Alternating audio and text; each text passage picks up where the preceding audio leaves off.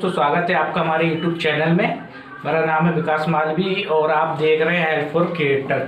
सो आज हमने दोस्तों ये बोया का M1 माइक्रोफोन बुलाया है साउंड रिकॉर्डिंग के लिए, क्योंकि ज़्यादातर यूट्यूबर इसी माइक्रोफोन का साउंड रिकॉर्डर का इस्तेमाल यूज़ करते हैं अपनी आवाज़ को बेहतर इम्प्रूव करने में। तो हमारे पास ऐसा कोई था नहीं, हम मोबाइल से ही वीडियो रिकॉर्ड करते थे, उसी का साउंड आता था कैमरे का। तो आज हम इस बोया का M1 साउंड रिकॉर्डिंग का अनबॉक्सिंग करेंगे। तो चलिए हम शुरू करते हैं।